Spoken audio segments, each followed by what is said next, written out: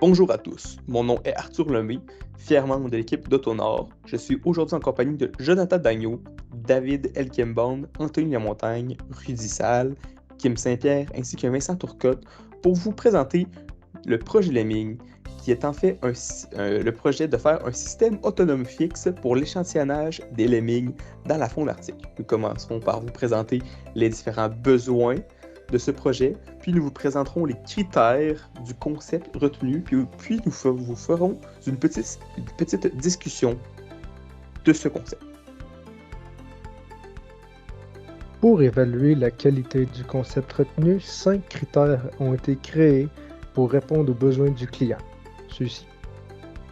Pour ce qui a trait à l'automatisation du système, il a été divisé en 4 sections.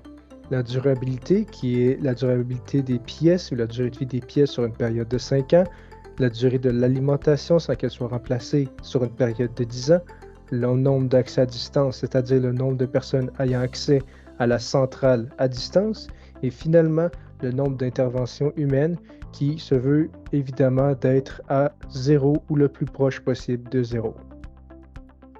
Comme besoin, nous avions distribué, capté et emmagasiné les données.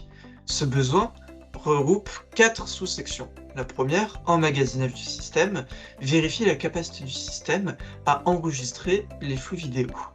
Le deuxième, le nombre d'événements captés journellement, vérifie que le système est capable d'enregistrer une vidéo au minimum toutes les 60 minutes. La qualité de l'image, vérifie le bon de qualité de l'image selon les critères qui nous ont été confiés, et le nombre de communications avec la centrale vérifie que le système est capable d'envoyer des données directement à la centrale, comme des alertes. Un des besoins du système était aussi de faciliter l'installation ainsi que l'entretien de celui-ci. Comme c'était demandé dans le mandat, il fallait que seulement 2 personnes puissent s'assurer de installer le système ainsi que de l'entretenir. Donc pour ce faire, on a 4 critères qui vont pouvoir permettre d'évaluer ce besoin-là. Donc on a le poids du système, le volume, l'ergonomie ainsi que la facilité d'installation. Donc le poids et le volume sont les 2 principaux avec une pondération de 7% chacun sur un total de 20%.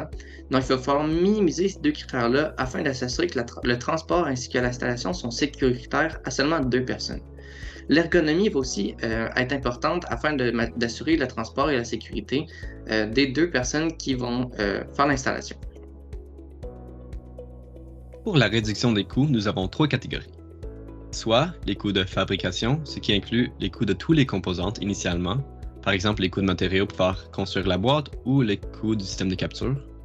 Nous avons aussi les coûts d'opération, ceci inclut les coûts annuels sur une période de 10 ans pour faire opérer le système, ou les coûts d'entretien, ce qui inclut les coûts sur une période de 10 ans pour faire remplacer les composantes importantes du système quand c'est nécessaire.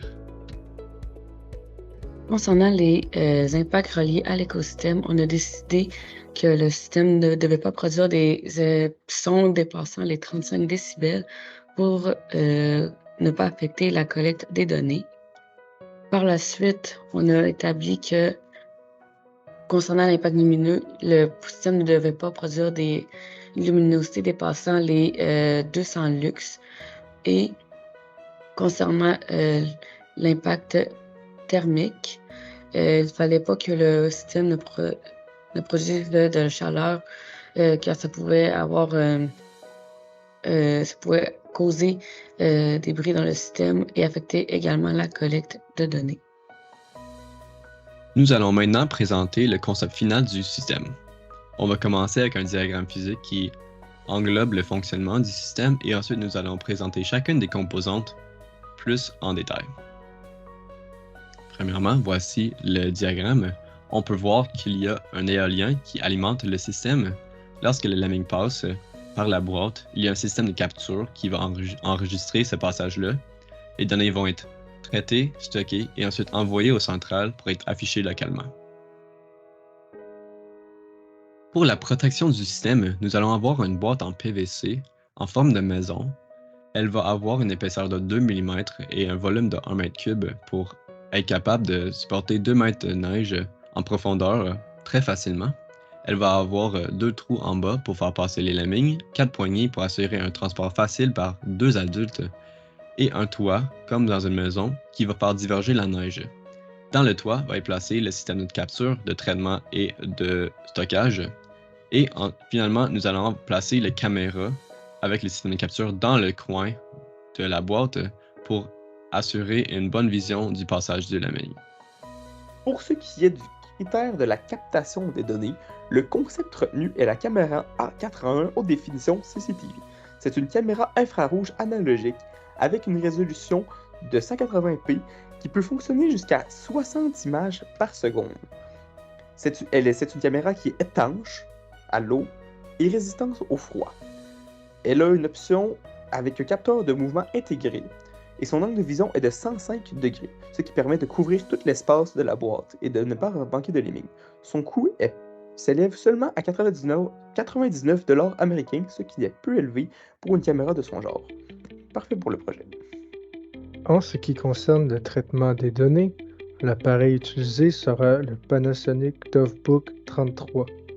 Le Panasonic Toughbook 33 est un ordinateur compact et petit capable donc de prendre très peu d'espace dans la boîte. Il est aussi créé pour résister aux intempéries. Il est d'ailleurs certifié 3 fois dans ce milieu, ce qui lui assure une bonne qualité et une bonne durabilité pour des conditions telles que sur l'île Bilo.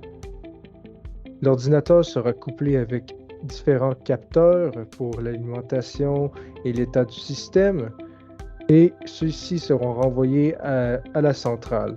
De plus, l'ordinateur utilisera une compression FFIV qui est une compression sans perte qui a un ratio de 3:1. Donc nous sommes capables de réduire l'espace des données tout en gardant la même qualité.